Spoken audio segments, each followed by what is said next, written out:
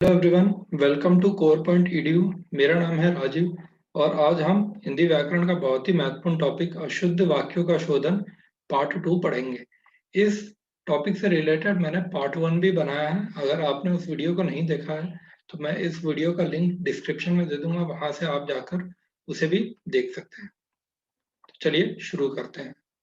तो मैंने जो पार्ट 1 बनाया था उसमें मैंने आपको बताया था कि वाक्य शोधन बेसिकली 11 प्रकार का होता है। तो पहले 5 प्रकार मैंने पार्ट 1 में बनाए थे और 6 से 11 वाले जो अशुद्धियां हैं उनका मैं पार्ट 2 में वीडियो बना रहा हूँ। तो चलिए शुरू करते हैं। तो इस वीडियो में हम क्या क्या देखेंगे? तो इस वीडियो में हम पहले सर्वनाम संबंधी अशुद्धियां देखेंगे, फिर विशेषण संबंधी अशुद्धियां, क्रिया संबंधी अशुद्धियां, लिंग संबंधी अशुद्धियां, सॉरी क्रिया विशेषण संबंधी अशुद्धियां, कार के प्रसर्गों की अशुद्धियां और मुहावरों की अशुद्धियां देखेंगे। तो चलिए एक एक अशुद्धि को ध्यान से समझते हैं और इसका मतलब देखते हैं कि क्या इसमें कहना चाह रहा है। तो पहला देखते हैं सर्वनाम संबंधी अशुद्धियां। तो सर्वनाम संबंधी अशुद्धियां क्या होती है उसे समझने का प्रयास करते हैं।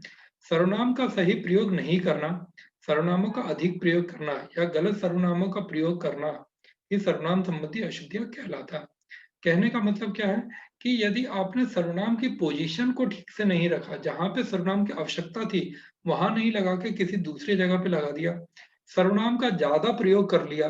कई बार क्या होता है कि सर्वनाम की आवश्यकता नहीं फिर भी हम सर्वनाम का प्रयोग कर लेते, तो वो भी सर्वनाम की अशुद्धि कहलाता है। गलत सर्वनाम का प्रयोग कर लिया, जहां जैसे आपको प्रयोग करना था मेरा शब्द का आपने प्रयोग कर लिया मेरी शब्द, तो यहाँ पे क्या हो गया, यह आपने गलत सर्वनाम प्रयोग कर लिया। तो इस तरह की अशुद्धियां सर्वनाम संबंधी अशुद्धियों के अंदर आती है।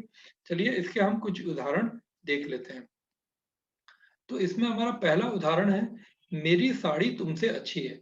तो यहाँ पे आप ध्यान से देखेंगे तो यहाँ कंपेयर किया जा रहा है, मेरी साड़ी तुमसे अच्छी है, मतलब साड़ी की तुलना किसी दूसरे व्यक्ति से की जा रही है, जो कि पूरी तरह से गलत है। साड़ी की तुलना उसकी दूसरे व्यक्ति की साड़ी से ही की जा सकती है। तो हम क्या लिखेंगे, मेरी साड़ी तुम्हारी साड़ी से अच्छी है, ना कि तुमसे अच्छी है। तो यहाँ पे पहले क्या हो रहा था, अशुद्ध वाक्य में लिखा हुआ है कि मेरी साड़ी और किसी औरत से उसको कंपेयर कर रहा है, तो साड़ी का कंपैरिजन औरत से कर रहा है। तो हमें पता है कि कंपैरिजन या तुलना हमेशा एक जैसी चीजों की होती है। तो मेरी साड़ी तुम्हारी साड़ी से अच्छी है, तो इसकी साड़ी और जो दूसरी महिला है या औरत है उसकी साड़ी से यहाँ पे इसकी तुलना की जा रही है। तो इस तरह से हमें इसे शुद्ध रूप में लिखना पड़ेगा। चलिए आगे सेकंड सेंटेंस देखते हैं, तुम तुम्हारे घर जाओ। तो तुम तुम्हारे घर जाओ नहीं, हमें लिखना पड़ेगा तुम अपने घर जाओ। तुम्हारे की जगह अपने ओन हाउस का प्रयोग करना पड़ेगा, अपने घर का प्रयोग करना पड़ेगा। तो तुम तुम्हारे घर जाओ की जगह हमें लिखना पड़ेगा तुम अपने घर जाओ। चलिए तीसरा हम देखते हैं, दूध में कौन पड़ गया है। कौन शब्द का मतलब हु जनरली हम व्यक्तियों के लिए प्रयोग करते हैं, ठीक है। बल्कि यहाँ पे हमें लिखना पड़ेगा दूध में क्या पड़ गया है, वॉट का हमें प्रयोग करना पड़ेगा। दूध में कौन पड़ गया है, कौन मतलब किसी आदमी के बारे में बात कर रहा है, तो दूध में वो कैसे आदमी नहीं गिर सकता है। तो हमें क्या लिखना पड़ेगा, दूध में क्या गिर गया है, यानी हम किसी वस्तु के बारे में पता करना चाह रहे हैं कि दूध में क्या गिर गया है। बिस्किट गिर गया है कि चीनी गिर गई है कि चाय पत्ती गिर गई है कि क्या चीज गिर गई है, तो किसी वस्तु के बारे में हमें पता करना है। तो दूध में कौन पड़ गया है ये गलत है, हमें लिखना पड़ेगा दूध में क्या पड़ गया है। आशा करता हूँ ये संज्ञा संबंधी अशुद्धि आपको समझ में आ गई होगी। चलिए हम अगला देखते हैं, विशेषण संबंधी अशुद्धियां किसे कहते हैं, ठीक है। तो देखते हैं, विशेषणों के अनावश्यक, अनुपयुक्त व अनियमित प्रयोग को ही विशेषण संबंधी अशुद्धि कहते हैं। कहने का मतलब है कि अननेसेसरी आपने आवश्यकता ना होते हुए भी विशेषण का प्रयोग कर लिया, गलत विशेषण का प्रयोग कर लिया, अनियमित यानी सीमा से ज्यादा आपने क्या कर लिया, विशेषण का प्रयोग कर लिया, तो ये विशेषण संबंधी अशुद्धियां कहलाता है। चलिए इसके कुछ उदाहरण देखते हैं। तो पहला उदाहरण है, गाय काली चर रही है। तो गाय काली चर रही है ये गलत है, हमें लिखना पड़ेगा काली गाय चढ़ रही है, यानी हमें गाय की विशेषता बतानी पड़ेगी कि वो काली है। अच्छा मैं थोड़ा सा आपको विशेषण के बारे में भी बता देना चाहता हूँ। विशेषण क्या होता है, विशेषण संज्ञा और सर्वनाम की विशेषता बताता है। कहने का मतलब क्या है, ये जो काली शब्द है ये इस गाय की विशेषता बता रहा है कि गाय का कलर कैसा है, गाय का रंग कैसा है, कि वो काला है। तो ये काम विशेषण करता है और विशेषण उसकी विशेषता बताता है। चलिए आगे सेंटेंस देखते हैं। सेकंड सेंटेंस है कि राम की बुद्धि बड़ी विशाल है। राम की बुद्धि बड़ी विशाल है। विशाल का मतलब होता है बड़ी, तो बुद्धि बड़ी नहीं हो सकती, बुद्धि तेज हो सकती है। ठीक है, कोई व्यक्ति इंटेलिजेंट हो सकता है, तो उसका मतलब ये नहीं कि उसकी बुद्धि बड़ी है।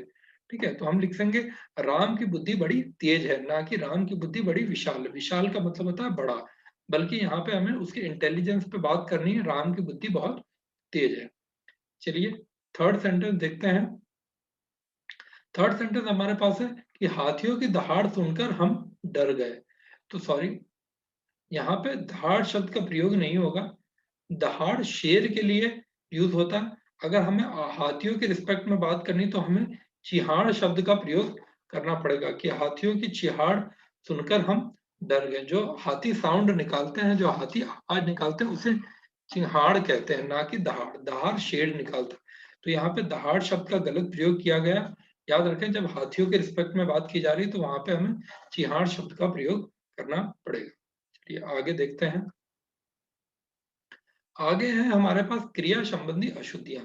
तो क्रिया संबंधी अशुद्धियां क्या होती है? क्रिया के अनावश्यक, अनुपयुक्त व अनियमित प्रयोग को क्रिया संबंधी अशुद्धियां कहते हैं। इसमें भी सेम, यदि आपने क्रिया गलत प्रयोग कर ली, ठीक है, आपने अननेसेसरी क्रिया का उपयोग कर लिया या लिमिट से ज्यादा क्रिया उपयोग कर ली, तो वहां पे क्या कहलाएगा? वो क्रिया संबंधी अशुद्धियां कहलाएगा। जैसे एग्जाम्पल देखते हैं। क्या यह सही होता है? क्या यह सही होता है? यह सेंटेंस गलत है, हमें लिखना पड़ेगा क्या यह सही है। इस तरह से हमें इसको बदलना पड़ेगा। फिर हमारे पास नेक्स्ट सेंटेंस देखते हैं। क्या यह कंबल आप यह कंबल पहन ले। तो कंबल हमें पता है, कंबल का मतलब होता है ब्लैंकेट। कंबल को हम पहन नहीं सकते, ओढ़ सकते हैं। कंबल कोई कपड़ा नहीं है जिसे हम पहन सकते हैं। ठीक है, उसे हम ओढ़ सकते हैं। तो हमें क्या लिखना पड़ेगा? आप यह कंबल ओढ़ ले, ना कि आप यह कंबल पहन ले। ठीक है, चलिए थर्ड सेंटेंस की ओर देखते हैं। सुनिए अंदर चले आओ।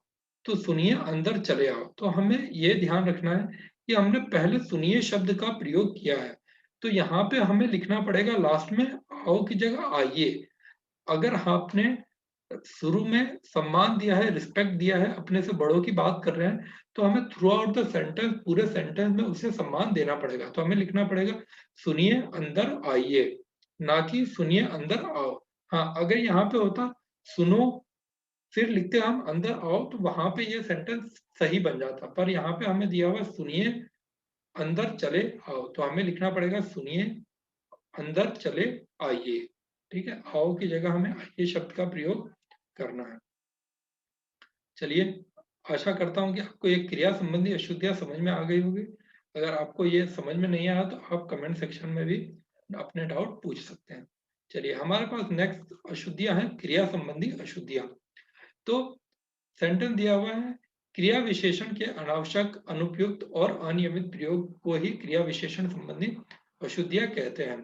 तो पहले हम समझने का प्रयास करते हैं कि एक्चुअली में क्रिया विशेषण होता क्या है।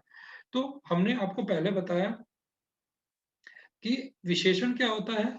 विशेषण संज्ञा और सर्वनाम की विशेषता बताता है, पर यहाँ पे दिया हुआ है क्रिया विशेषण।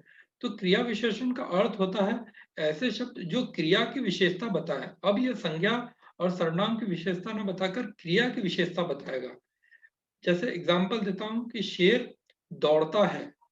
ठीक है, तो यहाँ पे हमें पता चल गया शेर दौड़ता है, ये एक नॉर्मल सेंटेंस है। अगर हम यहाँ पे क्रिया विशेषण का प्रयोग करेंगे तो हम बताएंगे शेर कैसे दौड़ता है।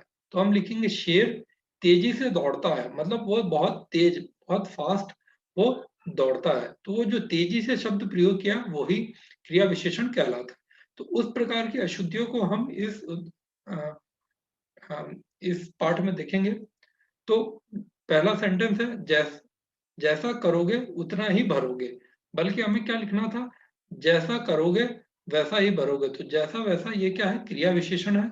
और यहाँ जैसे के साथ उतना नहीं आएगा, वैसा आएगा। अगर उतना के साथ जितना आएगा, जितना करोगे उतना ही भरोगे, तो ये सेंटेंस ठीक होगा। लेकिन हमें स्टार्टिंग में दे रखा है जैसा करोगे उतना ही भरोगे, तो हमें जैसा के साथ वैसा शब्द का प्रयोग करना पड़ेगा।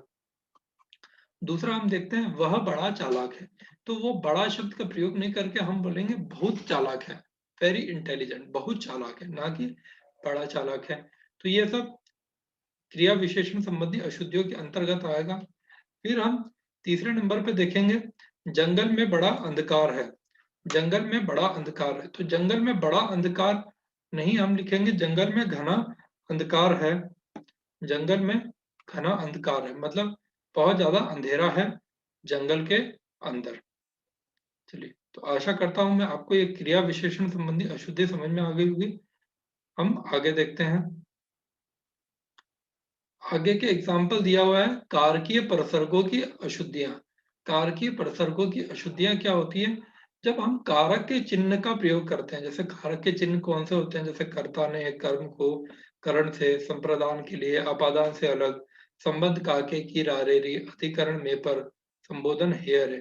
तो इन सारे चीजों में जो उनके प्रसर्ग चिन्ह है, जैसे कर्ता ने, को, से, के द्वारा, में पर, काके की, इस तरह की जो भी अशुद्धियां होती है उन्हें हम कारकी प्रसर्गों संबंधी अशुद्धियां कहते हैं। तो चलिए इसमें देखते हैं कि हमें कारकी प्रसर्गों चिन्ह का कैसे प्रयोग करना है। तो पहला हमारा एग्जाम्पल है शीला ने पढ़ती है। तो देखिए यहाँ पे ने को अननेसेसरी यूज किया गया जिसकी आवश्यकता नहीं थी।